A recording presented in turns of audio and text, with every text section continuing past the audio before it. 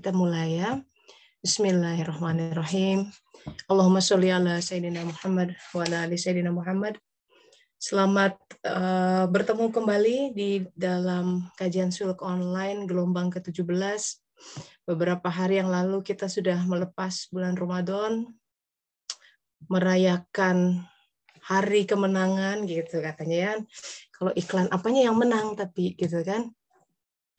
Sesungguhnya harus jadi renungan buat kita. Si jiwa sudah menang belum melawan hawa nafsu yang sudah dikondisikan, syahwatnya juga dikondisikan menahan lapar sebulan penuh, dikondisikan sholat malam setiap hari gitu.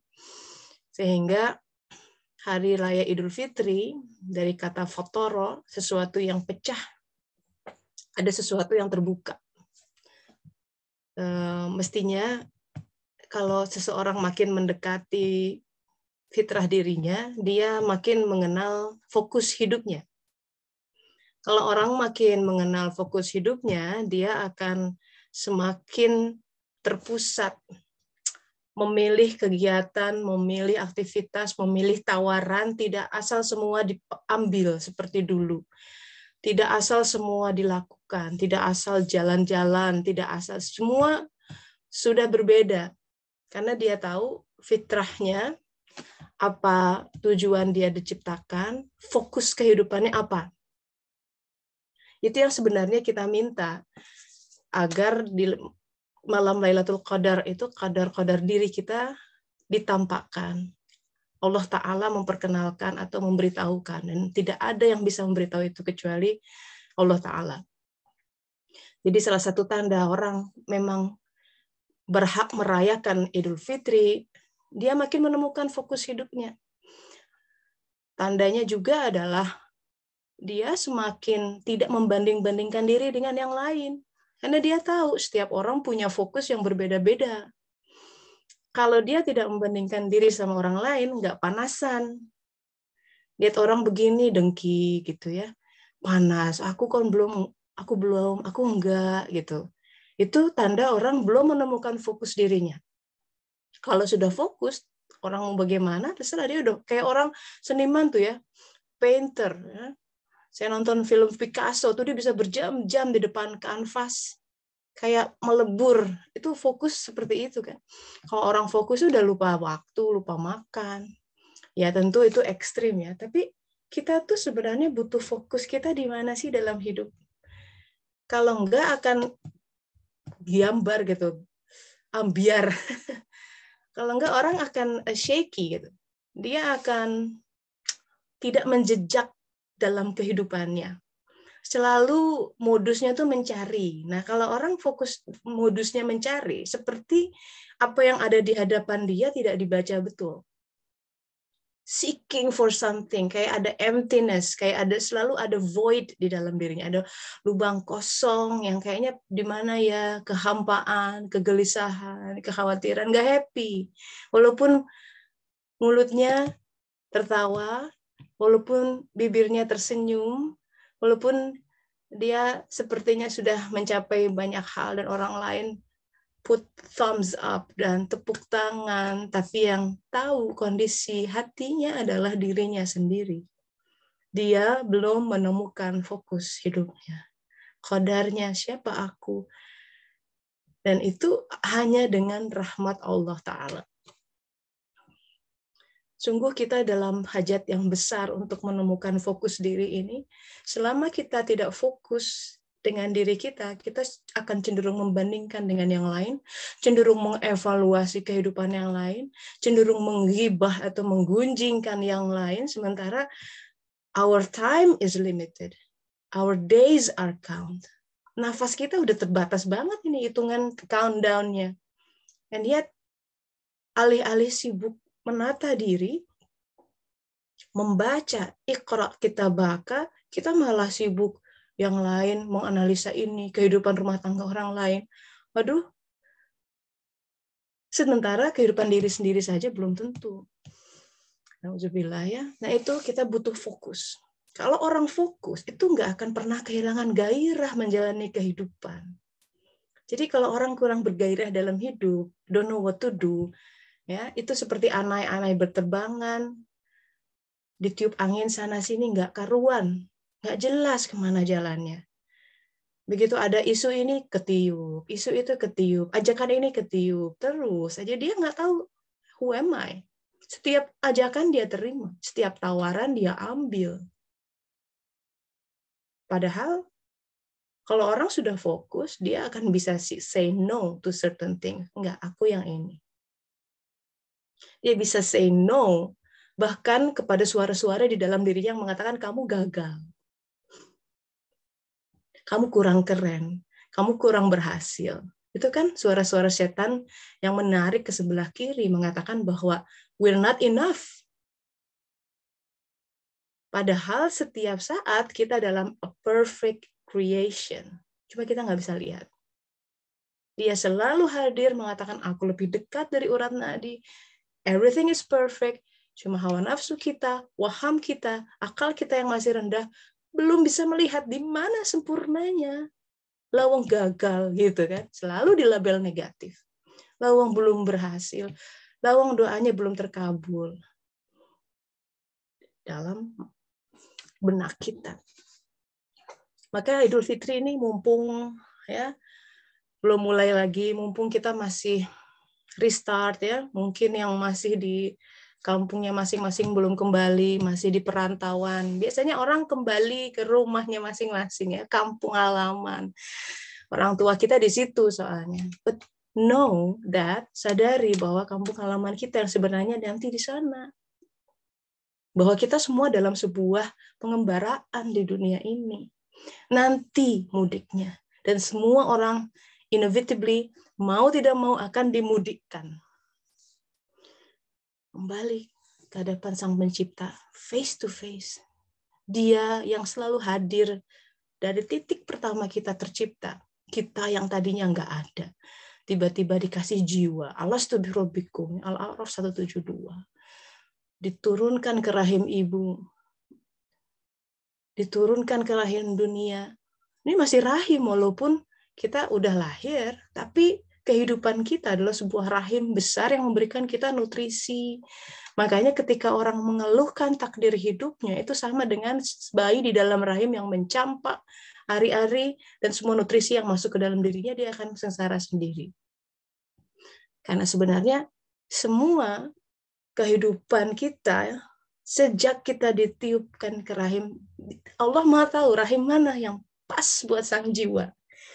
Di rahim itulah kombinasi bapak dan ibu dengan latar belakang tertentu, sifat yang itu gitu ya. Ya, and all its weaknesses is part of it. Kita belajar dari itu.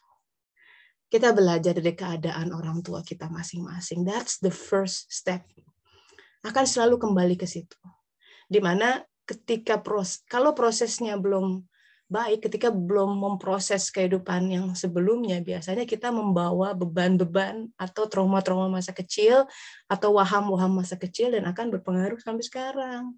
Berpengaruh kepada pekerjaan, berpengaruh kepada pernikahan.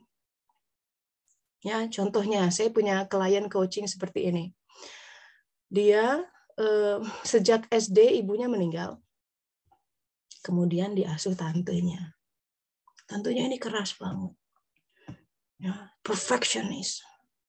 Kamu harus begini, kamu harus begitu. Sangat jarang mengucap pujian, appreciation. So dari kecil, dia selalu struggling untuk performing. Gitu. Selalu dalam modus untuk performing. Karena bayangkan ya, kalau kita dalam kondisi dia. Tinggal sedih pertama. Grief, duka cita, kehilangan ibu. Kemudian diambil tante. Kan tinggal sama tante beda sama tinggal sama ibu sendiri di rumah. Dia pasti akan selalu jaga perasaan tantenya. Tantenya bilang begini nggak berkenan, dia merasa, aduh. Jadi the whole of her life dihabiskan secara tidak sengaja dia ingin perform menyenangkan tantenya. Sekedar ingin nggak dimarahin itu udah bagus gitu. Tapi jarang mendapatkan pujian, oh terima kasih, bagus ya Naung. Nggak pernah. Apa yang terjadi? sekian puluh tahun kemudian, 20 tahun kemudian, sudah keluar dari rumah tangga, dia sudah coba, udah kuliah bagus, kerja, selalu at the back of her mind, I'm not good enough. I have to do more and more. Dan itu berpengaruh pada ketika dia wawancara kerja. Jadi selalu ada minder gitu dalam dirinya. Am I good enough? Nah, seperti itu. Ini sebuah gambaran ya, bagaimana si benih yang ditanam di tanah tertentu, itu dengan izin Allah, tapi kemudian ada sifat-sifat dalam pertumbuhan itu yang persis seperti hadis Rasulullah, setiap anak terlahir fitrah. Fitrah dia, Idul Fitri. Setiap anak tuh sebenarnya si jiwanya dia udah fokus, maunya apa. Makanya di tradisi Jawa itu ada itu ya, bayi disimpan di kurungan tuh, kurungan besar, kurungan ayam. Di situ disimpan jenis mainan. Jenis mainan yang menyimbolkan sesuatu, bola, seni apa. Si bayi akan polos, dia akan memilih mainan yang sesuai dengan fokus dirinya.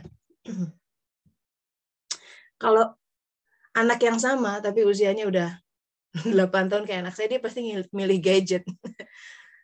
Mungkin ya, tapi udah kebentuk gitu. Jadi dia akan fokus. Makanya anak sebenarnya kalau orang tuanya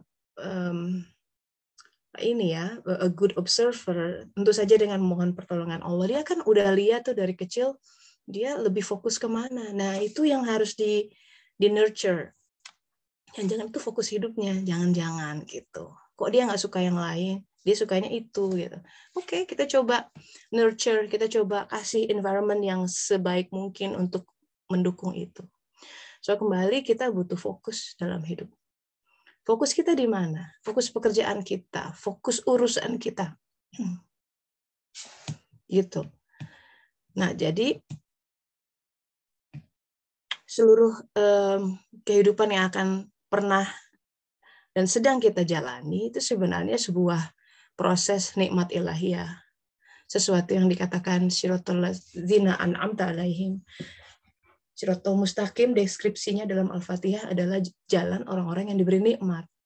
Deskripsi nikmat dalam Al-Quran adalah semua proses Allah Ta'ala dalam hidup kita, bisa berupa tasbih, kadang-kadang turun jalannya, kadang-kadang mengalir flat seperti tahmid, kadang-kadang kita masih takbir karena dia naik kehidupan. Dalam 3 macam itu, karena menariknya kata Siratal Mustaqim diulang 33 kali dalam Al-Quran, mirip dengan tasbih, tahmid, dan takbir.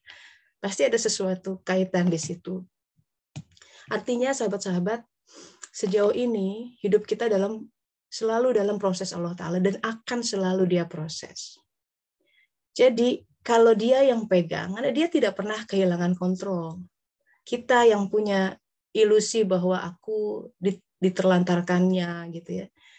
Maka bicara tentang fitrah, fatoro, itu harusnya ada sesuatu yang pecah seperti benih, pecah kecambah gitu. Setiap bayi yang lahir, setiap yang namanya manusia terlahirkan membawa benih Allah Ta'ala di dalam dirinya. Benih itu yang harus tumbuh during the all process of their life. Ini yang digambarkan dalam kisah suluk Musa alaihissalam.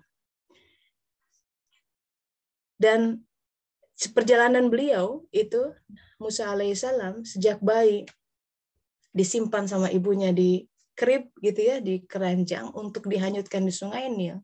Itu kan bombastis, nggak masuk akal sebenarnya. Coba kalau kita ibu,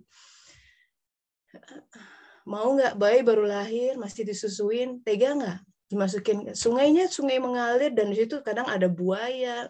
Dia tahu resikonya, makanya kakaknya disuruh ngikutin. Dulu kenapa dia sang ibu melakukan sampai desperate itu dalam tanda kutip, karena memang suasananya genting sekali. Semua bayi laki-laki yang lahir titah Fir'aun adalah harus dibunuh. Kalau ketahuan sama raja atau tentaranya, habis sudah. Tapi seorang ibunda Musa, Yochebed, itu perempuan yang bertakwa. dikatakan dalam Al-Quran wa auhayna, jadi sesuatu yang diwahyukan. Jadi kolbnya ibunda Musa itu sudah mampu menerima petunjuk Allah Ta'ala, menunjukkan bahwa beliau orang yang beriman dan bertakwa. Karena dalam Al-Quran dikatakan wattaqullah wa yu'allimukumullah. Yang takwa diajari langsung. Kadang berupa dengar sesuatu, kadang faham langsung sesuatu gitu. Jadi dia faham, Allah menyuruhnya masukkan bayimu, simpan di keranjang, hanyutkan di sungai Nil. Kalau pakai logika, nggak masuk akal. Bagaimana coba perjalanan Musa? Sang ibu ingin menyelamatkan dia dari hukuman yang dijatuhkan oleh Firaun kepada bayi-bayi Bani Israel. Tapi rencana Allah luar biasa bombastis, dahsyat. That very baby, bayi itu justru dialirkan langsung ke pusat kerajaan Firaun sendiri. Langsung di hadapan Firaun. Masuk akal? Enggak masuk akal. Harusnya mati kan? Dan memang Firaun mau bunuh itu. Firaun kan nggak bodoh. Di tengah dia mengeluarkan dekret semua bayi laki-laki Bani Israel harus dimatikan, kok tiba-tiba ada bayi nongol di sungainya. Kan dia bisa, wah ini Bani Israel nih, bunuh. Tapi yang menyelamatkan itu Siti Asia. Di situ Allah sudah simpan dari sejak awal. Jadi lihat bagaimana, wow, jalinan kehidupan takdir yang Allah atur sudah pakemnya tuh udah tenang, nggak akan binasa. Nah itu indahnya berserah diri kepada Allah Ta'ala. Tidak menyerahkan dirinya pada pemikiran dia. Pasti akan selamat.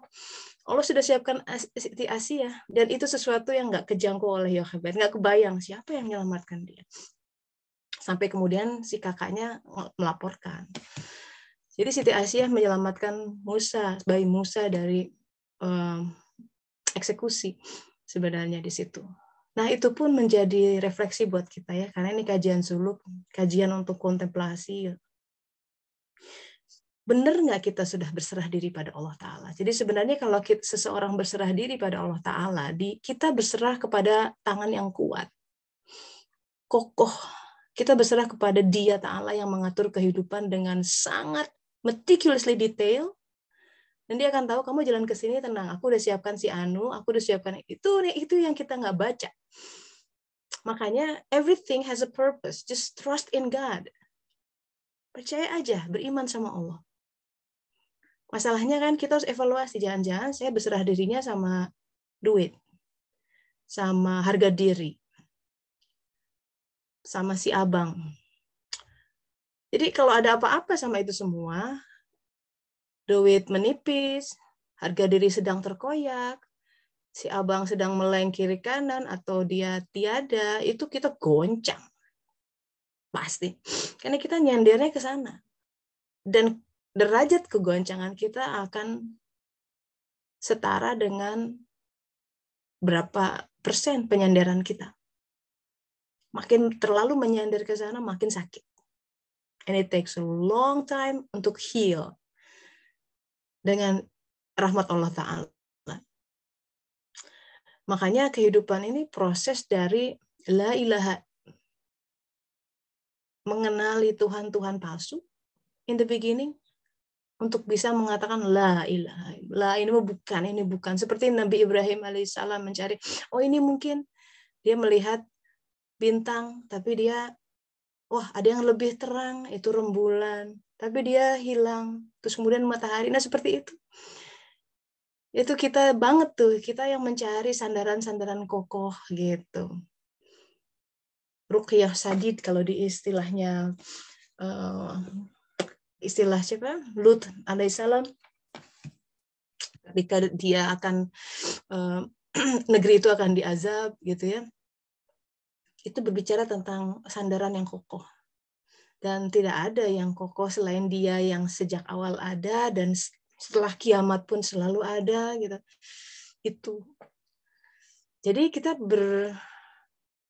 berpikir nih, setelah Lebaran, Idul Fitri, jangan sampai Lebaran tuh gitu-gitu aja. Capek, banyak duit habis, and then cari duit lagi untuk dihabiskan di lebaran berikutnya, and so on and so forth. Kita dalam sebuah rat race of life gitu ya.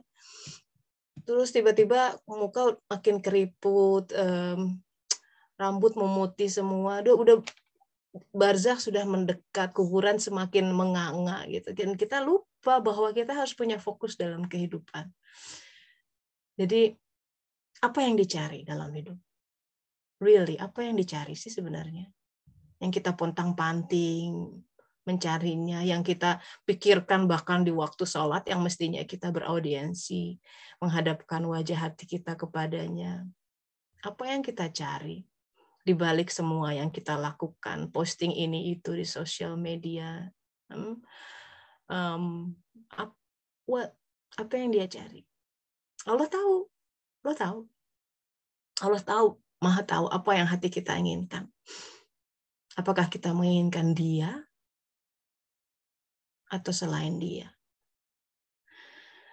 Nah, suluk adalah perjalanan taubat, sahabat-sahabat.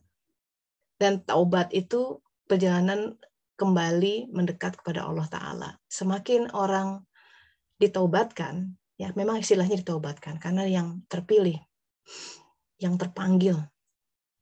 Allah Maha tahu mana hati yang sudah mulai terbuka, hati yang mulai merindukan Dia, gitu ya. Hati yang mulai berpaling dari dunia dan semuanya. Dalam perjalanan itu, yes, kita akan mengalami turbulence. Tapi itu adalah sebuah proses pencucian. Kayak kita mobil masuk ke dalam mesin washing car gitu ya. Car wash, wow, disemprot dari atas bawah, sampo, digosok, kayak gitu. Itu memang prosesnya. Makanya kita masih tahu ilmunya. Oh, jadi di awal itu proses takholi, proses pembersihan. Kenapa lah kita cenderung udah kadung begini, udah kadung banyak dia mengambil keputusan yang salah, upbringing-nya ternoda dengan ini itu gitu. Tapi kemudian ya nggak apa-apa, kita bersih-bersih. Jadi tahap awal bersih-bersih dulu.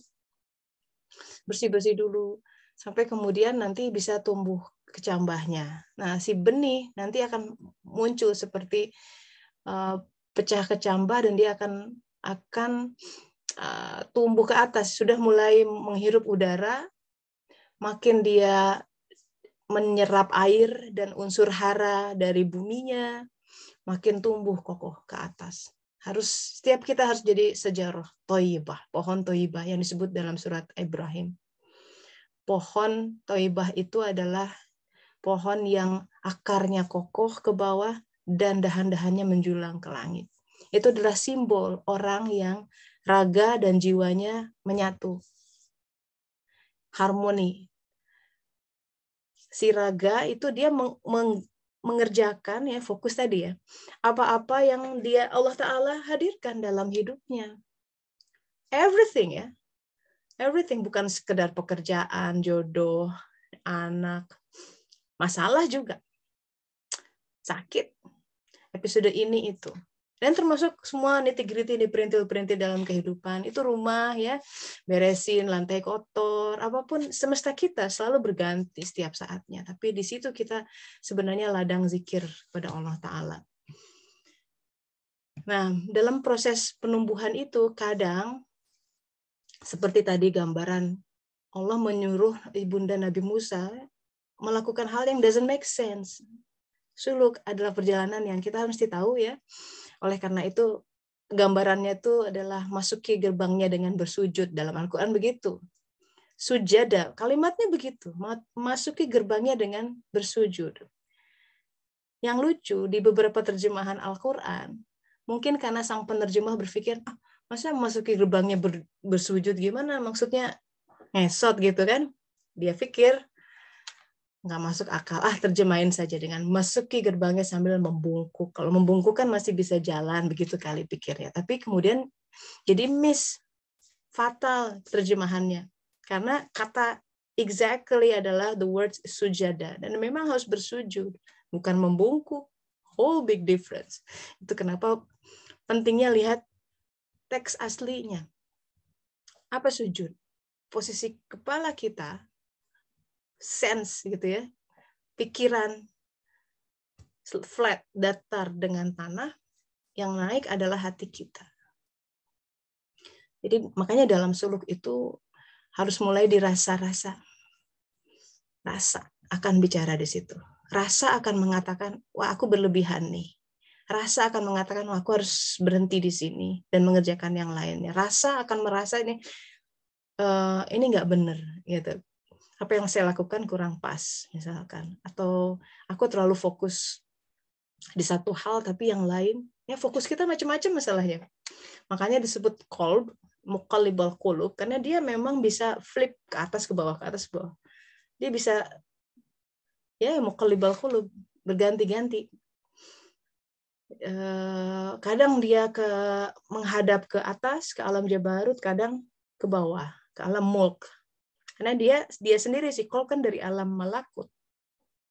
Dia menghadap ke atas, menghadap ke langit, menghadap ke bawah, menghadap ke atas, ke bawah. Kenapa dia dibuat begitu? Karena memang yang dia cari, dia punya sense detektor untuk mencari al-haq.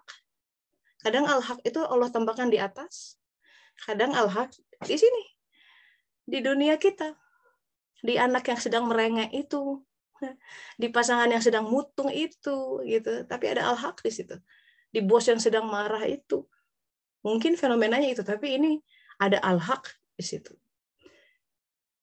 Nah, itu sebenarnya yang kita cari. Karena di alam, ya di yaumil mizan nanti, yang ditimbang itu sejauh mana kita menyerap al-haq. Sejauh mana kita melihat itu nggak batil.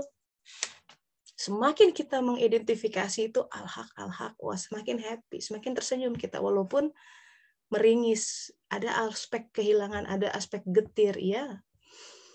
That's the price that we have to pay. In those contradiction of life, ada sesuatu yang menyehatkan. Kalau hidup selalu ketawa-ketawa, ketiwi-ketiwi, makan terus, kenyang terus, itu nggak sehat. Mesti dikosongkan. Perut pun, kayak kemarin kan sehat tuh puasa. Jadi harus dipertukarkan seperti itu. Kalau sedih terus juga akan patah dia. Jadi Allah Ta'ala Maha tahu pengkondisian yang paling pas buat setiap orang. Semua sahabat-sahabat has a purpose. So trust God even when it does not make sense. Ya, ketika itulah fungsi iman. Take the leap of faith katanya gitu kan. Leap itu sebuah lonjakan, sebuah gerak ke sumbu vertikal. Nggak mungkin kita bisa leap kecuali kita memakai sumbu vertikal. Kalau kita horizontal terus mainnya, bukan leap bergeraknya, ngesot namanya. Ya kan? Leaping itu harus ada sumbu vertikal yang diambil, mau sekian derajat tapi harus ada lompatan. Dan itu yang membuat kita bisa menjangkau banyak hal yang akal pikiran tidak bisa membacanya. Itu fungsinya sujud ya, sebagai posisi yang paling dekat kata Rasulullah antara sang hamba dengan Tuhannya, maka perbanyaklah doa di saat sujud begitu. Baik. So, itu sebagai pengantar hari ini, kita pengen tahu bagaimana pengalaman setiap sahabat ya di Ramadan dan Lebaran hari ini. Apa yang berbeda? Apa pembacaan diri yang lebih mungkin ini gitu. Ada sesuatu yang I learned something ya, memaknai Lebaran, Idul Fitri, Ramadan berbeda dari yang lainnya dengan sebuah pemahaman yang lebih. Mungkin ada yang mau share, silahkan.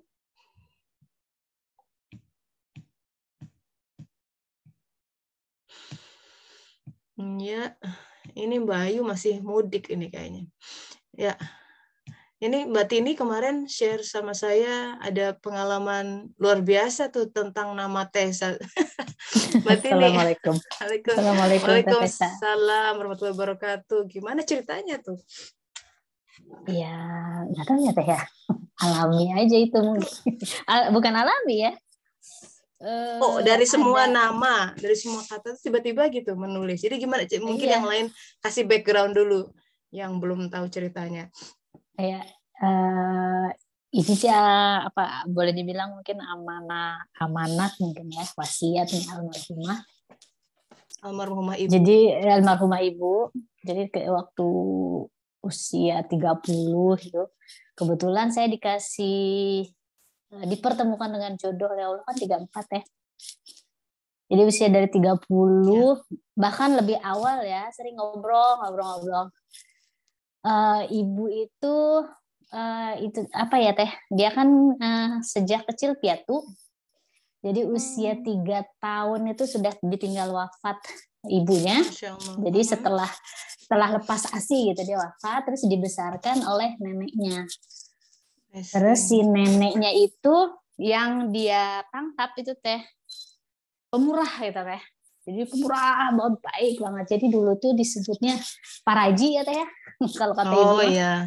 Paraji, jadi dia suka bisa kayak mijit ngobatin orang tapi nggak mau dibayar Teh. Wow. Sama sekali tidak meminta bayaran sampai akhirnya mungkin ini Teh ada kaitan, mohon maaf ya Teh ya. Jadi mungkin dari ceritanya agak ke belakang jadinya. Saya mau ngambil hikmah dari tadi kan Teteh ada bilang trauma masa lalu pengasuhan itu berefek terhadap kita menjadi apa di kehidupan berikutnya gitu. Kalau yang saya amati dari ibu itu sebetulnya ibu setelah neneknya itu wafat dia neneknya kemudian diasuh neneknya dan sekitar setelah itu dia neneknya wafat. Jadi masih kecil ibu SD. Iya, neneknya wafat. Dia masih SD antara 7-8 tahun, ibunya wafat. Setelah itu dia bapaknya punya ibu sambung. Nah, ibu sambungnya itu saya tuh baru tahu kalau ibu sambungnya itu tidak baik. Itu saya setelah saya besar karena tidak boleh jadi bapak itu nggak boleh bukan menceritakan ya. Saya baru tahu ketika itu saya tidak sengaja ibu tuh cerita gitu. Jadi ini katanya Teh jadi abusive gitu Teh. Jadi sama kakak sambungnya juga. Jadi bapaknya dia bawa anak sambung ibu saya, terus itu punya anak sambung lagi perempuan, istrinya itu. Jadi masing-masing bawa satu gitu loh Teh.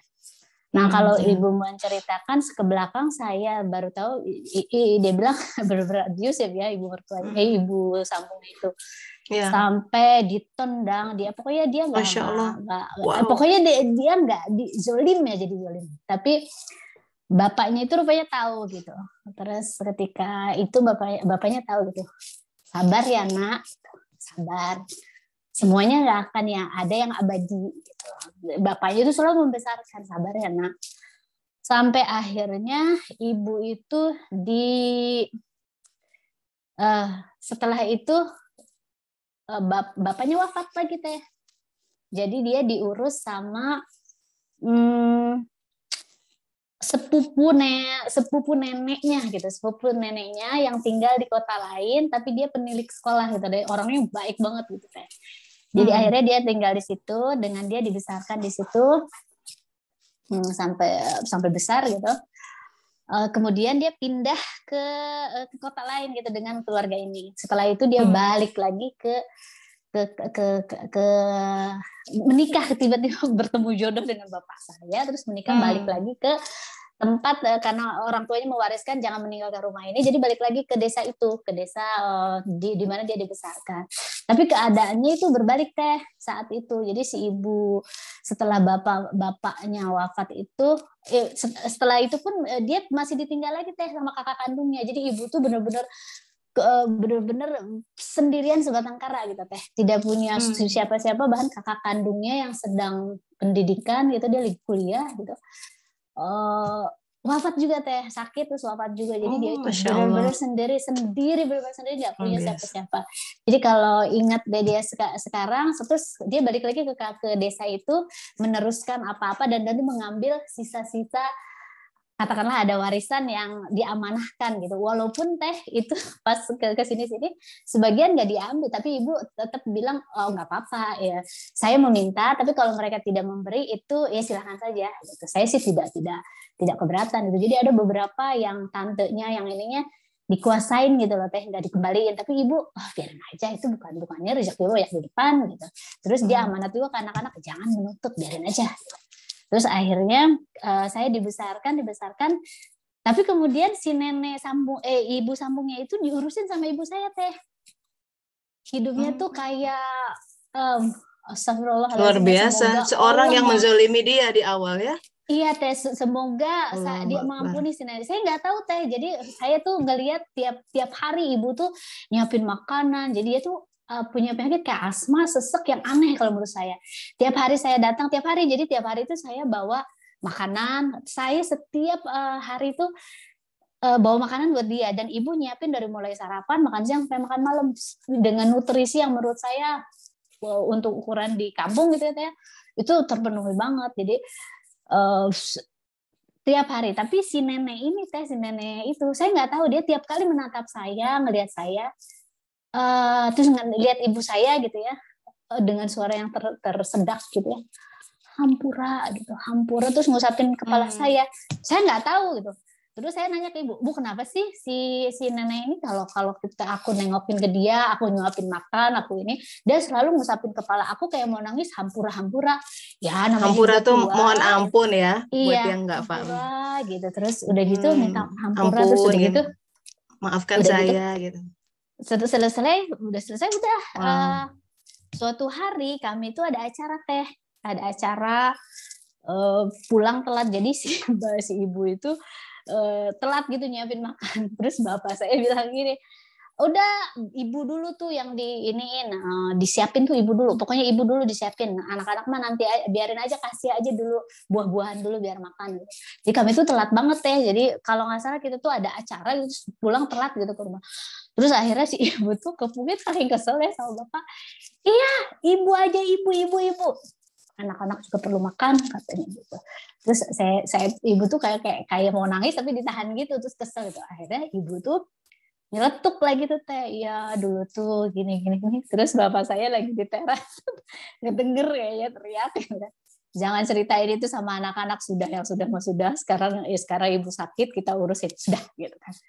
Tapi teh si teteh sambungnya itu saya ingat banget itu, kehidupannya walaupun sisa warisan dari almarhum kakek itu banyak ya teh ya, nggak ada teh sama sekali. Sampai saya ingat betul itu mereka bagaimana susahnya ibu tuh ya Allah, ke teteh sambungnya ini ngasih tiap hari teh. Jadi dia tuh suka lewat pintu belakang itu kan, minjem beras katanya, minjem ini. Saya tuh ngeliatin dengan nggak pernah, jadi nggak berkah ya, jadi panting terus. Nah itu yang saya ituin. Jadi dia kayak seperti itu tuh, pengalaman dia seperti itu. Jadi dia jadi dermawan gitu loh. Jadi mencintai, jadi lembut karena rahmah Allah ya teh ya. Jadinya dia tidak meninggalkan trauma gitu loh. Jadi dia malah menjadi orang yang begitu pengasih gitu dari yang saya simak, sampailah timbul itu teh nasihat-nasihat tentang dia perjalanan yang itu belajar luar dari biasa, perjalanan ibu yang luar biasa. dari yang dia alamin, bahwa ketika ibu sambungnya itu dia belum menemukan. Jadi ketika dia wafat pun dia tidak damai gitu loh, dalam keadaan tidak menerima takdirnya. Jadi dari situ sekitar 30 saya sampai di setiap kali ada apapun gitu teh, misalkan kalau di desa itu kan gampang banget ya teh, misalkan ada orang yang hamil duluan, ada orang jadi rampok gini ada apa, orang tuh membicarakan. Biasanya saya suka ditarik sama ibu, masuk ke dalam, jangan membicarakan aib orang lain, ibu ini punya anak, punya cucu, wallahualam. Kalau suatu saat nanti ditakdirkan seperti itu, cukup gitu kan. Saya nggak boleh ikut ngomong-ngomongin orang, jadi masuk dalam gitu. Nah dari situ tuh teh nasihat masuk nasihat yang sampai menjelang 30 itu, 30 yang betul ingat, nanti kalau udah 40 harus ingat, harus lebih mendekat sama Allah, sampai harus punya guru, harus punya pembimbing. Ngaji itu jangan tiap pengkolan, harus punya ngarah yang ngebimbing, ngarahin satu untuk pulang gitu, pulang ke tujuan akhir kita. Dan di antara itu tuh saya lagi kerja ya situ teh saya suka mencatat apa yang apa dalam pikiran saya catat gitu. Saya ketemu apa saya catat gitu. Jadi saya tulis tuh Tessa di antara kebingungan saya pengen belajar gitu teh, pengen belajar, kehausan pengen belajar, pengen ngaji. Seperti itu teh. Jadi sampai si teteh yang petugas kebersihan di kantor, Tessa itu siapa gitu. Ya akhirnya saya ketemu Tessa itu ya setelah saya pergi ke Perancis gitu. Begitu teteh. Aneh ya, itulah nggak masuk akal ya. Iya teh. Masya Betul, nggak Allah. masuk akal. Sering nulis Allah ilhamkan nama gitu, ditulis Tessa, siapa Tessa? Oh mungkin ilham buat nama anak perempuan, tapi ternyata anaknya laki semua. Betul teh. Mungkin kalau dapat perempuan kasih nama. Sebenarnya gini teh, saya ada satu periode yang mungkin sekitar 24 saya kan memutuskan pakai jilbab 25 ya teh, antara 23 itu kegelisahan luar biasa karena saya haus gitu loh, pengen belajar. Kala itu kalau teteh ingat mungkin periode yang dimana bagus sih ya teh ya, tapi kayak gerakan berhijab terus kajian sana sini kayak liko gitu, tapi saya nggak serak gitu loh teh. Jadi di situ tuh saya sampai ke Jakarta loh teh. Saya ke Masjid Al-Azhar, ke Masjid Sunda Kelapa, pengen nyari yang pas gitu. Saya tuh penasaran, pengen ngaji kayak almarhum bapak, nyampeinnya tuh enak gitu, tidak kayak ada kebosanan kok ngaji cuma hukum ini pahala esensi. Saya itu tuh makasih banyak ya untuk al-iman wal amalus sholihah itu. Saya baru ketemu di sini setelah puluhan tahun ayah saya berulang-ulang berbicara itu, saya ketemu lewat teteh. Makasih banyak ya teteh ya. Dari situ kayak kebuka cabang-cabang yang lain yang meluas, yang aplikasinya amal soleh itu betul-betul ketika saya di perantauan saya merasakan itu betul-betul terasa gitu. Yang pengalaman gimana sih teh saya datang ke Perancis berjilbab, ketemu berusaha beradaptasi dengan sosial di sini. Yang awalnya saya ketakutan, saya ingat banget ya, yang waktu itu sempat ada kajian ya, pokoknya jangan takut kecuali sama Allah gitu. Kata itu yang betul-betul saya kayak termotivasi mungkin sekitar 4 tahun belakangan ini teh, saya bisa mulai kayak tegak berdiri, jadi aktif di suami yang selalu mendorong, ayo aktif. Saya ke museum, ikut macam-macam. Kadang-kadang saya perempuan ibu yang berjilbab satu-satunya gitu loh. Tapi rasa itu kemudian enggak cuma hanya perasaan saya aja gitu. Jadi ada sering saya panggil Allah dalam Allah, makasih ya Allah telah menemani saya di antara ketakutan dulu gitu. Ternyata alhamdulillah gitu teh. Jadi sampai saya ngobrol sama orang-orang, saya suka ngobrol, mereka penasaran karena alhamdulillah wajah saya itu wajah Asia yang kata orang Cina, jadi penasaran mereka itu. Ini orang Islam berjilbab Cina atau apa gitu. Jadi terima kasih sama Allah menganugerahkan saya raga seperti ini, justru saya malah jadi berkah gitu loh teh. Wajah saya Masya Allah ya, sampai semua ya, sekulit-kulitnya, every single detail kita jadi paham kenapa aku didesain seperti ini gitu. Tapi saya sangat terkesan tuh kisah ibu, bapaknya juga kelihatan bijak gitu. That's us ya. We are standing on the shoulder of giants gitu kalau kata Isaac Newton. Jadi itu ya indahnya silsilah keturunan. Makanya doa 40 tahun di surat Al-Ahqaf ayat 15 itu bersyukurnya sama orang tua dulu. Auzubillahi minasyaitonirrajim, Rabbi auzi'ni an ashkura ni'mataka allati an'amta 'alayya wa 'ala walidayya tuh kan.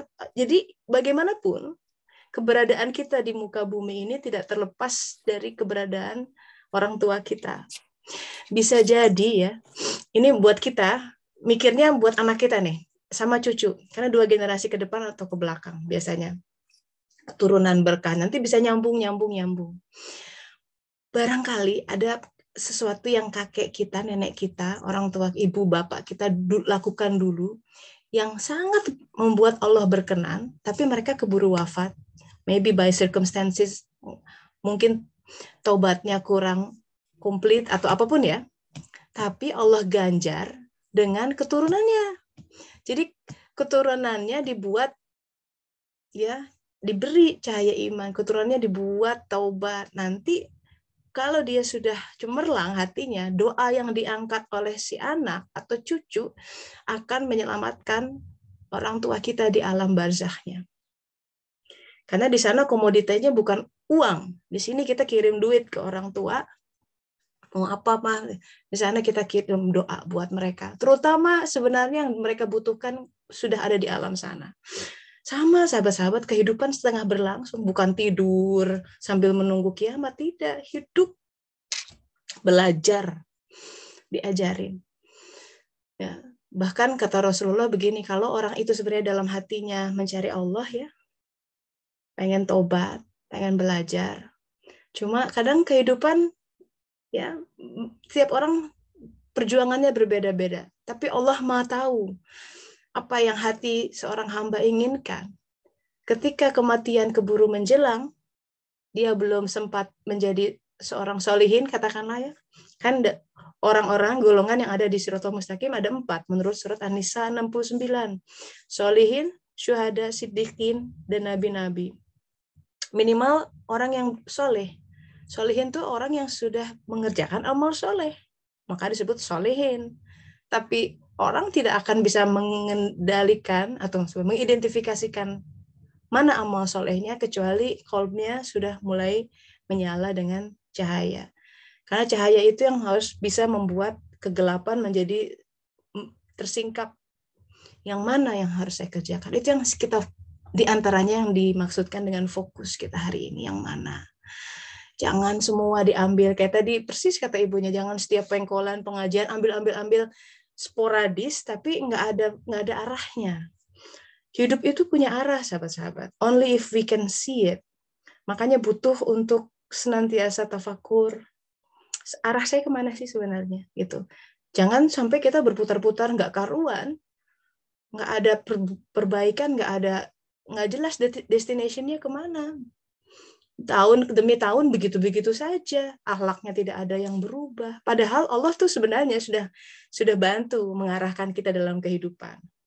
Di antara bantuan Allah Ta'ala mengarahkan kita kehidupan adalah dikondisikan kita dalam kesempitan. Suatu keadaan di mana we don't have any choices but that. Gitu.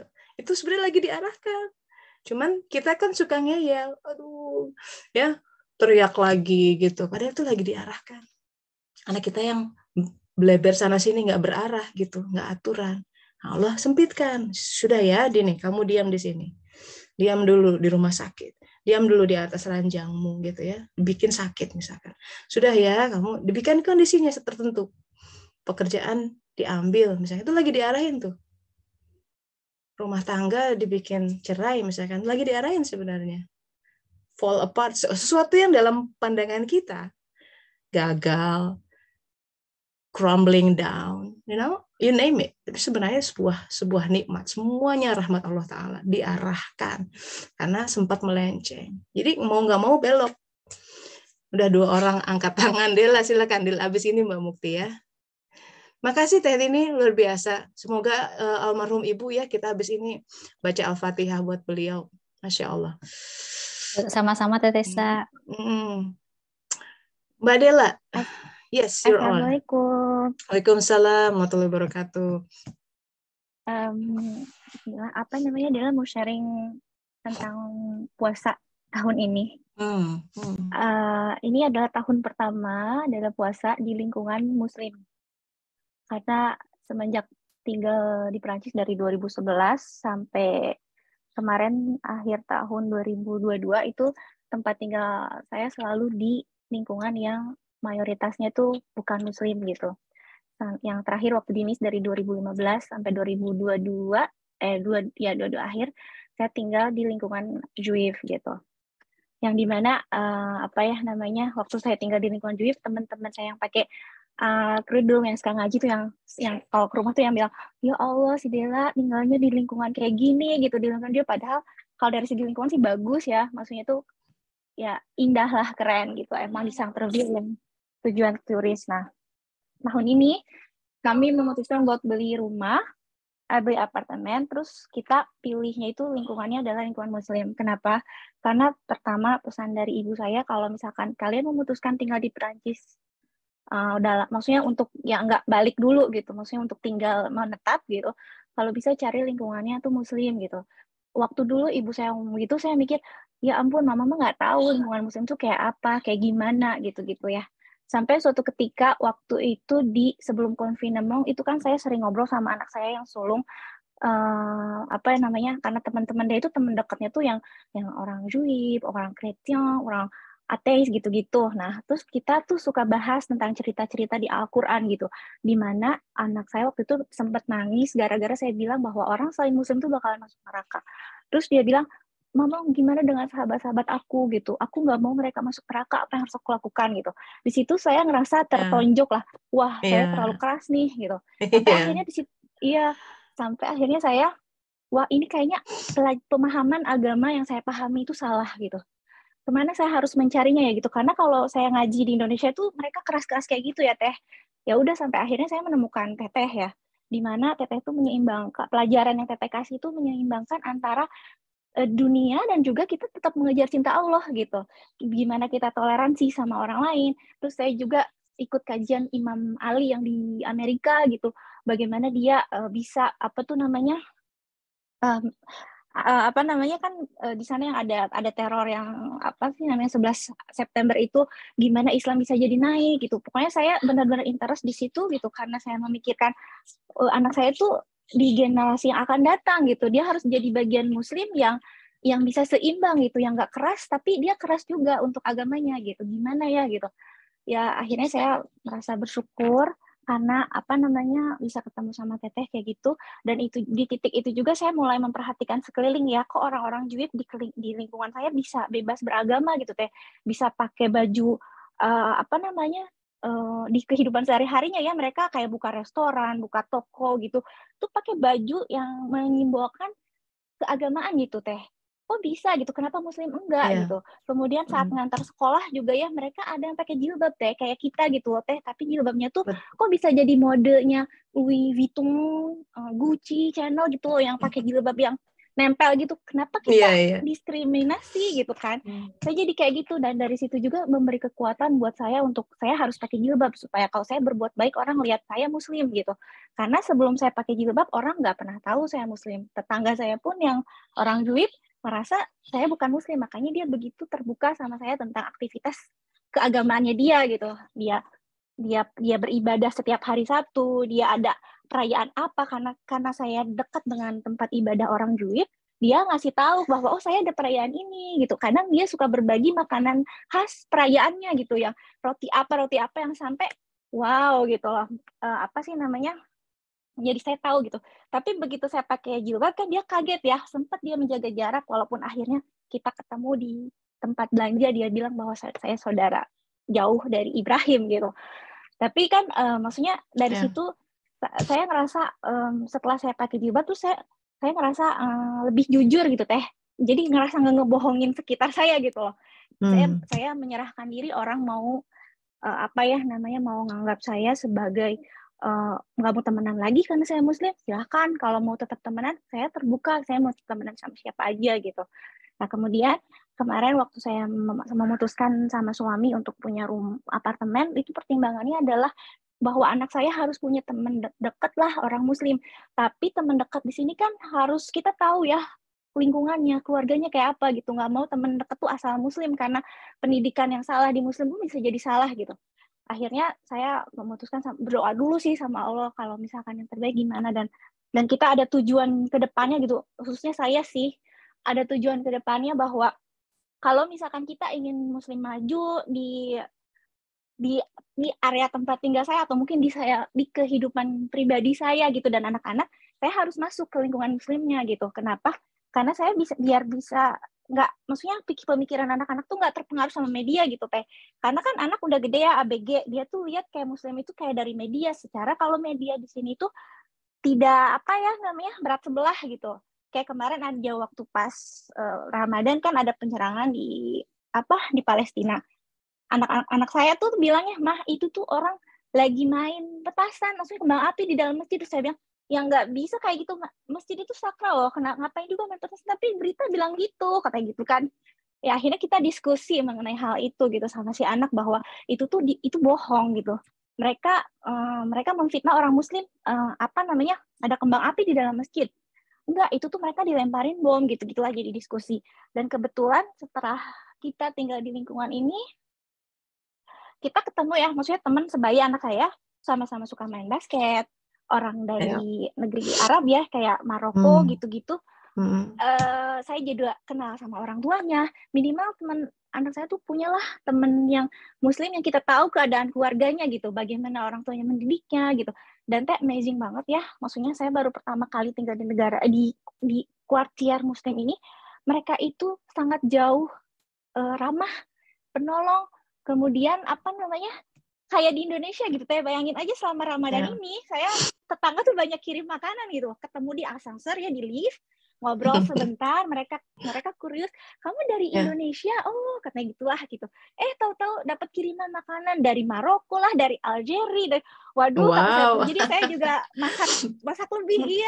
masak lebih khas Indonesia saya kirim gitu. Terus Lebaran kemarin juga saya dapat satu piring kue-kue khas Maghrib gitu. Akhirnya saya juga kirim-kirim ke mereka, tetangga atas, tetangga bawah gitu, kayak gitu-gitu loh. Terus waktu awal-awal pindahan juga ya, kalau di Dusang Proville tuh dulu orang cuek aja ya kita pindahan itu. Ini mereka bantuin ngangkatin barang ke atas gitu loh. Terus mereka jagain anak-anak, untuk misalkan yang kecil dijagain untuk supaya nyebrangnya nggak gimana gitu loh. Bener-bener. Jadi makin betah ya, Del? Betah sih Teh. Udah gitu juga ada info baru kemarin waktu lagi taraweh. Dan sini ada taraweh gitu loh Teh. Dan tapi ya Allah, tarawehnya itu lebih parah dari Indonesia. Maksudnya apa? Lama? 1 rakaatnya super lama Teh. Itu kayak baca Al-Quran ya. Mungkin karena saya ikut tarawehnya itu 10 hari terakhir. Jadi itikaf gitu. 2 jam. Mungkin ya. 2 jam itu baru 6 rakaat. Udah gitu, 1 rakaatnya itu bisa sampai 20 menit. Sampai anak saya yang kecil kasihan, iya. Ya, kasihan ya gitu. Anaknya, Iya, cuman setidaknya too heavy. jadi It's too much. Iya, terlalu berat buat orang tua juga. Saya terlalu berat sampai ngantuk gitu loh ya, jam 11 malam belum kelar, akhirnya kita pulang duluan gitu. Karena si yang kecil udah rewel gitu. Dan dapat informasi juga bahwa masjid dekat rumah kita itu katanya awalnya akan ditutup, tapi ternyata ada orang yang menyumbang sehingga si masjidnya akan jadi Centre de Culture Islam. Dan itu jadinya boleh banget di Perancis gitu, kalau si masjidnya berubah jadi tempat belajar gitu. Dan itu tuh maksudnya ini baru kita beberapa bulan gitu, tapi Allah tuh kayak sudah membuka gitu loh. Dan ya kuartir saya tuh jujur ya Teh, sebelumnya memang orang-orang teman-teman saya gitu bilang, itu kan kuartirnya dia nggak bagus dan serem bla bla bla gitu. Tapi saya tuh nanya ke hati saya bahwa tujuan saya itu adalah mencari Allah gitu. Masa sih gitu loh, di situ ada rumah Allah gitu. Kalaupun jelek itu pasti ada sisi yang bagusnya. Toh di Nice juga di kuartier saya yang lama banyak kok orang-orang stres yang nggak bener, tapi kan nggak diekspos media gitu. Yang orang mabuk-mabukan tiap jalan gitu. Nah ini di kuartier saya ini nggak ada orang yang malam-malam gitu kedengeran teriak-teriak, nyanyi-nyanyi apa, nggak ada gitu. Jadi itu karena nggak diekspos media aja gitu. Justru di sini saya harus yang jadi kayak nunjukin bahwa oke lah, saya bagian dari kuartier saya ini, saya harus nunjukin juga tentang tentang bahwa ini tuh nggak seperti itu loh gitu, kayak gitu. Nah terus yang cuman memang sih agak kurang rapi ya Teh, karena kuartier ini nggak diperhatikan sama wali kota, kayaknya belum ya. Nanti sih katanya mau ada tram. Jadi kayak parkir itu masih gratis Teh di area rumah kita. Jadi orang tuh bisa sembarangan parkir di mana aja. Jadi ternyata memang butuh ya aturan ya. Iya. Aturan tentang parkir kayak gitu-gitu. Udah gitu di kotanya ya. Kalau di Nice tuh tiap pagi dibersihin kan teh, karena ya kota tujuan turis ya. Jadi apa namanya pembersihan, maksudnya kota itu dibersihkan tiap pagi gitu. Ini enggak, sebulan mungkin 2 kali gitu. Makanya kadang-kadang kan jadi kotor gitu kan. Kumuh ya, Jadi jadi itu nggak kumuh-kumuh banget sih. Cuman maksudnya kalau kayak ada angin kan, misalkan kayak pergantian musim kan kerontong gitu, sampah-sampah pada kan terbang berterbangan gitu sampahnya iya, ya. I see. betul. Nah jadinya ya emang nggak diperhatikan gitu-gitulah. Jadi apa sih namanya, tapi ya saya setiap malam selalu berdoa gitu. Doanya tuh doa Nabi Ibrahim yang dia memohon bahwa supaya negerinya jadi negeri yang aman, negeri yang dipenuhi buah-buahan orang-orang beriman gitu. Dan saya percaya bahwa di kuartir ini pasti mungkin banyak orang-orang yang beriman, dan tolong ya Allah supaya diangkat derajatnya kuartir ini, supaya ini tuh jadi apa ya, jadi lebih baik dan orang-orang melihat bahwa Muslim itu bagus gitu. Terus ya kayak gitulah gitu. Cuman terus kalau anak-anak masih sekolahnya masih di Nice teh, dan saya juga kalau antar-antar gitu waktu awal-awal pakai kerudung tahun 2021 sempet sih nggak boleh ikut ngantar anak kegiatan sekolah gitu, yang kecil ya, karena yang gede udah nggak diantar. Nah terus udah gitu ternyata lama-lama kesini mereka terbiasa dengan saya pakai kerudung, dan ternyata oh ini bukan karena ikut apa jadi berubah gitu loh. Dan saya bilang ke sahabat saya bahwa saya pakai kerudung itu secara sadar gitu. Ini adalah pilihan saya. Memang sudah tertulis dari Al-Quran, tetapi saya yang memutuskan untuk mau atau enggak gitu. Karena saya kalau mau saya berarti mempertanggungjawabkan segala sesuatunya gitu-gitu. Nah ternyata orang Prancis tuh lebih memahami seperti itu daripada misalkan takut sama suami gitu-gitu, karena mereka mikirnya kamu dipaksa sama suami yang diajarkan begitu yang mereka tahu. Jadi informasinya belum dapat secara jadi memang di Eropa seperti itu, sama di Belanda juga gitu. Jadi kalau dikenal pemukiman Muslim ya, banyak ini yang Muslim itu cenderung image-nya kurang baik. Kalau di Amsterdam tuh daerah Amsterdam West ya, Amsterdam West tuh dikenal banyak imigran dari Maroko terutama ya, Turki apa gitu. Muslim kan pada pakai jilbab kebanyakan ibu-ibunya. Iya betul. Sadly yang terjadi adalah statistically crime rate di sana tinggi gitu ya. Terus banyak kalau orang Belanda sebut hangjongeren. Jadi anak muda nongkrong-nongkrong itu tuh suka bikin keributan. Betul sih, awalnya kita juga takut hal itu ya Teh. Betul. Nah cuman kita ada maksudnya sebelum kita memutuskan itu, karena ini bukan sewa ya, membeli artinya kita bertanggung jawab untuk sampai bertahun-tahun lebih banyak dari loyer gitu kan. Jadi dan kita pilih yang kuartir yang ini itu karena apa namanya masih dekat dengan Centreville tuh, karena di Nice itu ada banyak titik yang setiap kode posnya itu ada yang kuartir Muslim yang nggak bagus, bahkan banyak lagi. Dan menurut kami ini yang paling bagus. Kenapa? Karena apa ya namanya itu ya, karena tujuan saya itu adalah masjidnya itu gitu loh. Dan masjidnya itu banyak banget orang-orang yang belajar dari luaran Nice gitu untuk ke masjid itu tuh gitu. Karena awalnya kecil tuh masjid, sekarang diperbesar gitu. Ada juga yang di kuartir lain kayak gitu ya, di media suka bilang katanya ada tembak-tembakan gini gitu.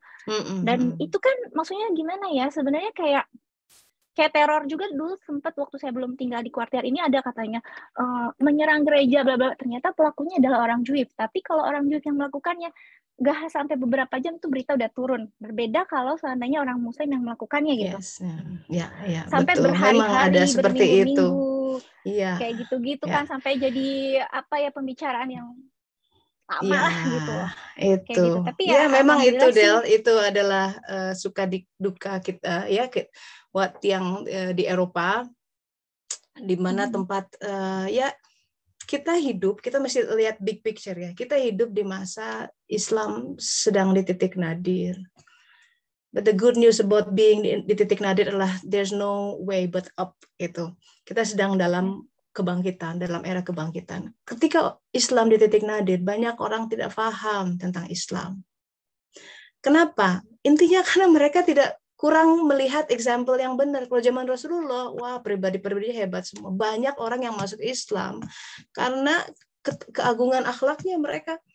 Ya, jadi ketika itu, nah makanya orang tuh butuh example.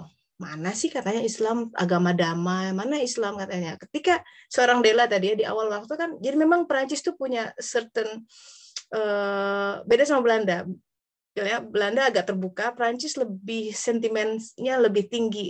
Dia punya semacam ketakutan tersendiri tentang figur Muslim, makanya ban hijab nggak boleh sana sini ya, lebih keras itu di Prancis.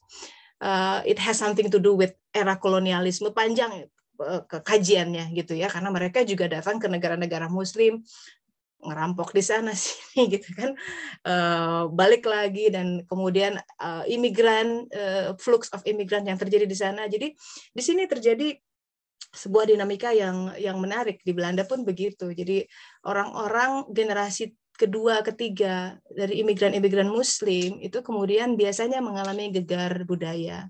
Di satu sisi orang tuanya sangat strict gitu ya, haram, jadi ada anak perempuan nggak boleh main sama laki-laki seperti itu. Jadi kalau anak terlalu keras, ternyata itu sekarang udah berbeda zamannya. Ini zaman di mana anak-anak dihadapkan oleh pilihan yang banyak. Kita lihat teknologi saja di zaman gadget, jadi psychologically is different. Makanya tadi Dela bilang kalau anaknya kan dia nangis tuh ya, selain Muslim ke neraka, buat dia doesn't make sense gitu. Gimana sahabat saya yang Jewish, apakah dia akan terbakar api gitu. Nah, jadi kita mesti belajar juga approach ya, cara kita menyampaikan kepada generasi muda yang masih mencari. Kita lebih hadapkan sisi keindahan, rahimnya Islam, kepemurahan, kasih sayang. Kalau masalah punishment atau apa itu kan mereka nyapi sendiri. Kayak kita marketing sesuatu lah. Kan yang ini kan adalah keindahannya. This is what you can become gitu kan. Itu yang harus lebih ditonjolkan. Sama sebenarnya dulu ketika Rasulullah SAW berdakwah, yang pertama itu bukan syariat dulu. Syariat itu comes later. Yang pertama ditumbuhkan tauhidnya. Bahwa Allah itu ada, itu aja mulai dari situ dulu. Nah, kita kan tidak melalui tahapan itu karena seolah-olah diwariskan dalam tanda kutip ya. Kita orang tua sholat, Allah itu ada. Tapi at the later stage of life, orang akan mulai bertanya tuh sebenarnya. Dan kita harus menjawab itu. Allah itu ada nggak? Pertanyaan yang sama akan ditanyakan di alam barzakh nanti. Man robbuka, siapa Robmu? Nah, kita dalam belajar lagi nih sebenarnya. Benar, saya itu menyembah Allah atau menyembah kemapanan hidup? Benar nggak? Allah yang saya sembah atau yang saya sembah adalah harga diri saya? Itu kan kemudian berlapis ya. Nah, orang kemudian belajar apa Tuhan itu ada gitu. Di sini orang biasa, are you religious? No, I'm not religious. I'm atheist. Itu biasa ngomong begitu di sini. Apalagi di negeri barat yang katanya makmur. Memang kemakmuran itu bisa menjebloskan orang ya. Kalau semua serba ada, semua serba terpenuhi, Tuhan cenderung tidak dibutuhkan gitu kayaknya. Biasanya sampai ada momen-momen dalam kehidupan mereka yang menjadi turning back gitu, upside down. Biasanya kematian seseorang yang dia cintai, kehilangan pekerjaan atau ancaman kehilangan sesuatu dan lain sebagainya bikin mereka berpikir. Makanya on a global scale, pandemi kemarin pun itu bagian dari merahmati our globe. Orang mulai diingatkan lagi, udah lupa sama yang namanya kematian, sekarang diingatin lagi. Nah ini jangan sampai itu dilupakan gitu, bahwa kita harus refokus, reorientasi kehidupan kita, bahwa kematian itu akan dijelang, bukan berarti kita takut akan kematian, justru kita harus takut apa yang sudah ada setelah kematian. Itu membuat kita menjadi all out dalam hidup. Itu membuat kita setiap hari akan bertanya apa yang bisa saya lakukan ya Allah gitu. Apa yang harus memberi gitu. Itu fungsi wal asr sebenarnya. Memeras wal asr, innal insana lafi khusr. Wal asr walaupun terjemahan lain adalah demi masa, demi waktu. Terjemahan lain dalam bahasa Arab itu artinya memeras. Jadi ada yang harus diperas dalam jangka waktu yang sedang stretching, berjalan. Diperas itu berarti mengeluarkan intisari yang ada dalam diri, dikeluarkan. Ya, anak apa ya, mendapatkan tetesan-tetesan perasaan kita. Sehingga kita di situ menjalankan fungsi merahmati semesta. Itu, walau alam. Ini waktunya udah habis, tapi Mbak Mukti sudah angkat tangan dari tadi, pegel mungkin. Mbak Mukti, you're on ya, silakan. Iya, Assalamualaikum Teh. Waalaikumsalam warahmatullahi wabarakatuh. Amin. Ya, ini sih sebenarnya refleksi aku di akhir Ramadan gitu ya. Ternyata hal yang paling indah itu adalah ketika kita bisa menerima ketetapan Allah gitu loh. Jadi bisa keep smiling gitu. Wow, that's big. Yeah. Jadi udah nggak ada nangis-nangis, even itu misalnya nggak sesuai dengan harapan kita gitu. Tapi pasti Allah kasih berita bahagia gitu tuh pasti gitu. Jadi ketika saya dapat berita sedih, kita dapat ketetapan sedih, Allah kasih kabar gembira gitu ya. Bisa saya dapat kesempatan untuk kuliah lagi, kemudian saya dapat kesempatan untuk ikut Serambi Suluk yang sudah beberapa tahun saya tunggu-tunggu, nggak buka-buka gitu kan. Tapi di momen itu saya bisa gitu, alhamdulillah banget gitu. Jadi kalau misalnya sedih gitu, ingat lagi Serambi Suluk yang dulu pengen ikutan nggak jadi nggak ketemu. Jadi itu dulu sempet tahun berapa ya, sempet ikut Serambi Suluk yang General Stadiumnya tuh di Cinere itu dulu banget. Terus saya mundur, entah kenapa saya mundur gitu. Terus ketemu lagi di tahun kemarin ya, pas pembukaan kemarin gitu. Terus kemudian ternyata dari Serambi Suluk ini juga waham-waham gitu ya, paradigma saya yang salah tuh terbongkar gitu loh. Walaupun masih proses ya Teh, totally belum 100% lurus gitu ya, belum 100% hanif, cuman paling tidak ada beberapa yang sudah memang didobrak gitu ya. Jadi buat saya perpisahan itu adalah hal yang menyakitkan, perpisahan itu adalah sebuah kedukaan, tidak ada perpisahan yang baik-baik. Tapi di Lebaran ini tuh Allah kayak ngebuktiin gitu ke saya. Saya bisa silaturahmi sama keluarganya gitu ya, even sudah berpisah gitu. Dia keluarganya pun bisa menerima saya dengan baik gitu ya, bahkan sudah nganggap kayak anak sendiri gitu, dipeluk-peluk, dicium-cium gitu. Kayak gitu sih yang oh ternyata nggak sehoror yang dipikirin gitu.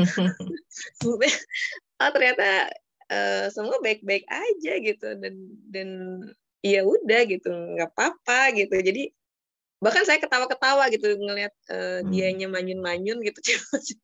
Saya tuh yang ketawa-ketawa gitu, ketawa-ketawa sama ibunya, cerita-cerita kayak gitu. Alhamdulillah sih, yang nggak bisa, maksudnya kayak gini tuh nggak bisa nggak bisa dibayar dengan nggak bisa dihitung dengan materi gitu loh. Nggak tahu deh, pokoknya ketawa aja gitu sekarang tuh. Mudah-mudahan sih bukan isu mental health ya, tapi ketawa aja gitu. So happy gitu. Terus satu lagi tuh yang saya perhatikan diri saya setelah ikut Serambi Suluk gitu, ngikutin Teh Tessa, terus juga kadang suka ikutin kajiannya Kang Yudis gitu ya. Ada satu hal yang saya lihat, saya jauh lebih bisa calm down gitu. Maksudnya proses ya Teh ya, proses. Saya nggak berani bilang totally gitu kan sih.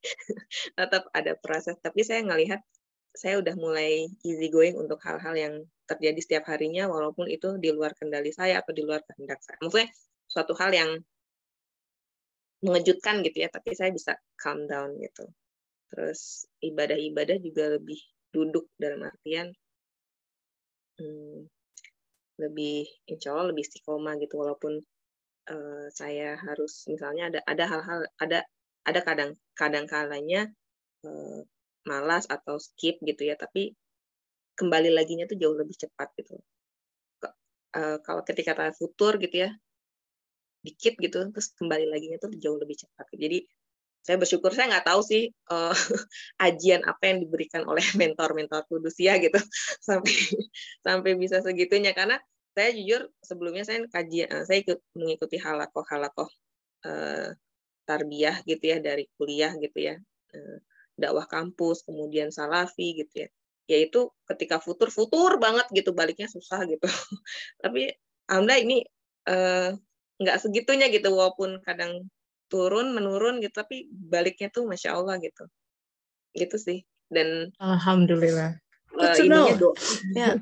doa sih, jadi makna doa itu yang Betul. saya jadi paradigma baru, dan memang itu jadi big point buat saya. Terus minta sama Allah, even itu apapun gitu, saya sekecil apapun saya minta sama gitu. Persis, makasih betul. banget, makasih banyak Alhamdulillah, banget. alhamdulillah. Ya, alhamdulillah tuh kan. Kadang hidup tuh begitu ya, lagi terpuruk, kayaknya kok gelap, tapi kan sabar aja. Makanya ayatnya mintalah pertolongan dengan sabar dan sholat. Tuh ayat itu mesti dipegang betul. Karena pasti yang namanya kesempitan itu akan menjelang. Ujian itu akan datang. Itu hukum kehidupan. Kenapa? Karena kita akan mendekat sama Allah Ta'ala. Dibersihkan terus. Ujian tuh seperti di spray, gitu, dibersihin semua. Dia akan menghilangkan elemen-elemen yang tidak hak di dalam diri kita, yang itu nggak boleh dibawa kalau kita menghadap Allah Ta'ala. Ya, itu alhamdulillah. Jadi semuanya adalah kebaikan, ya. Semuanya adalah sebuah ya tadi yang kabar gembira sebenarnya ya. Jadi alam saja, kita belajar hukum termodinamika ya. The second law of thermodynamics ya, is bicara tentang keseimbangan energi, yaitu bicara tentang energi minimum. Alam ini bisa indah, harmonis, karena mereka bergerak dalam energi minimumnya. Bukan berarti jadi lemes-lemes, bukan begitu. Energi minimum tuh gini ya, dalam suluk itu nggak boleh ngoyo. Jadi kalau orang udah ngoyo, apa sih bedanya ngoyo atau kerja keras? Ukur dengan 3K. Punya nggak keinginan? Keinginan ada, biasanya menggebu-gebu marah. Tapi cek dengan 2K yang lain. Ada nggak kemampuan? Duitnya ada nggak? Ya. Kemampuan juga diukur dari hal-hal yang menjadi tanggungan kita. Misalkan si anak sudah siap nggak? Suami siap nggak? Itu kemampuan tuh. Jadi bukan hanya kemampuan diri kita, tapi apa-apa yang ada dalam semesta kita. Kalau mereka merasa berat, terseret-seret, itu menzolimi kita. Cari jalan lain. Kita punya keinginan, ya, tapi cek dengan kemampuan. Secara ekonomi, finansial tertopang nggak? Jangan sampai besar pasak daripada tiang. Ngambil keputusan itu. Yang lain, bagaimana? Berini nggak hatinya? Ridho nggak? Suami ridho nggak? Anak-anak bisa? Oke, sudah dicek, mampu. Sekarang cek, ada nggak kesempatannya? Oh, belum ada opening, belum ada pembukaan, berarti belum ada kesempatannya. Atau ternyata, aduh, aku sibuk banget jadwalnya, berarti belum ada. Nah, itu ngoyo apa enggaknya kita bisa diukur dari itu. Di antara kemampuan juga kemampuan fisik kita. Ada yang 2 jam sehari tidur bisa, ada yang kerja terus ambruk. Nah, itu harus diukur mana yang toyib. Gitu ya. Akhirnya semua harus bekerja dalam energi minimalnya. Itu yang sebenarnya akan enak gitu. Kalau kita masih menjalani kehidupan, masih ada sense of kepaksa gitu ya, something's wrong there. Kita belum duduk di orbit yang tepat. Nah, itu makanya kita butuh fokus tuh. Fokus saya di mana? Ya, fokus saya ya di bidang apa? Kalau kita duduknya tepat, itu wah mengalir, inspirasi tuh gitu. Rezeki mana salwanya datang, sahabat-sahabat. Kebuka pintunya. So, sejauh ini, besok umur saya 45 tahun. 27 April. And qadarullah, semuanya sebelanda akan merayakan. Karena semua akan memakai baju oranye. Of course, they don't know that it will be my birthday because the king's birthday. Jadi besok hari ulang tahun saya bersamaan dengan hari ulang tahun Raja Belanda. Jadi makanya besok liburan. Kita tarik ke hari ini. One thing I've learned ya dari kehidupan di usia 40-an ini adalah bahwa cara saya mengubah semesta saya adalah dengan bagaimana caranya kita mengosongkan diri, memancing yang maha kuasa agar anugerahnya turun, cahayanya turun, kuasanya turun, and suddenly sekitar kita 360 derajat ajaib berubah. Allahu Akbar. Saya memerhatikan itu berkali-kali. Jadi bukan kita the actor of change, bukan kita the agent of change, sama sekali bukan. Nggak bisa. Siapa kita? Jadi Ibu, Bapak ya yang melihat saya pasangan saya kok gini, anak saya kok gitu, orang tua saya, don't be despair, nggak usah terlalu banyak pikirin dalam arti we're not God and we're not playing God as well gitu. Jadi mohon sama Allah Ta'ala. Tugas kita adalah istighfar banyak-banyak. Kadang ada suatu masalah, satu hal tertentu yang saya butuh sampai ribuan kali gitu istighfar. Astagfirullah. Saking tahu banyak barrier dalam diri yang mencegah itu. Kata Rasulullah, yang menghambat rezeki itu cuma satu, hijab hati kita. Jadi saya makin yakin mau ngubah diri kita, sekitar kita, dimulai dari tadi Della bilang ya, mau ke sana. Siapa tahu kehadiran seorang Della bisa mengubah sekitarnya, tapi kuncinya Del, kamu mesti jadi seruling Daud. Ya, seruling Daud itu istilah Alkitab untuk Daud itu berfungsi jadi seruling, kata Rumi juga. Seruling tuh tahu bambu dibolongin, yang niup dia. Jadi kita mesti siap hidup kita dibolong-bolongin tuh. Kayaknya sakit, tapi dari situ akan keluar lantunan kehidupan yang sangat indah yang akan dikenal dari generation to generation. Anak kita yang akan menyaksikan nanti, cucu kita akan mendengar kisah kita. Seperti halnya keindahan kisah ibunya Mbak Tini pada saat itu, anaknya kemudian testify, ibu saya begini. Nanti di akhirat naik kesaksian, ibu saya orang yang luar biasa, orang yang baik, ya Allah ampuni. Itu yang kemudian kan ada tuh kisah si anaknya masuk surga, terus dia lihat kok orang tuanya di situ ketinggalan. Ya soalnya ya nggak cukup misalkan ininya. Terus kata anaknya, saya nggak mau masuk surga kecuali ibu saya juga ikut. Diambil. Indah. So it's a beautiful life, really. Setiap nafasnya, let's cherish this, mari kita agungkan Allah di setiap nafas, ya, senyum dan sebarkan itu. Hanya dengan begitu hidup kita menjadi bermakna. Sahabat-sahabat, mari kita berdoa ya, kita panjatkan Al-Fatihah, kita berdoa juga, kita akan didoakan oleh malaikat yang ikut mendoakan kita buat ini ibunya namanya siapa? Almarhumah Ibu almarhumah Halimah binti Atmajaya. Halimah binti Atmajaya, buat Ibu Halimah yang sedang di alam barzakh, semoga Allah Ta'ala melimpahkan rahmat, karunia, kelapangan, ya. Ini kesaksian dari anaknya nih Bu. Insya Allah Ibu menyaksikan ya. Buat Della yang menjelang kehidupan baru, episode baru, semoga Allah Ta'ala melapangkan rahmatnya ya, dan kehadiranmu bisa membawa energi baru gitu ya, menjadi pejuang agama Rasulullah SAW, membuat Rasulullah tersenyum dengan perjuanganmu. Buat Mbak Mukti yang menjelang fase baru setelah perpisahan yang menyakitkan gitu ya, you're just like rising ya from the ashes, like a phoenix gitu. Sepertinya di awal aduh ancur-ancuran gitu ya, tapi kemudian kan ada kehidupan baru. Nah itu yang makanya sabar aja. Kayaknya dihancurkan, tapi dari ashes itu Allah ya hayyu ya qayyum, dia hidupkan lagi, dan itu membawa sebuah kesadaran yang baru.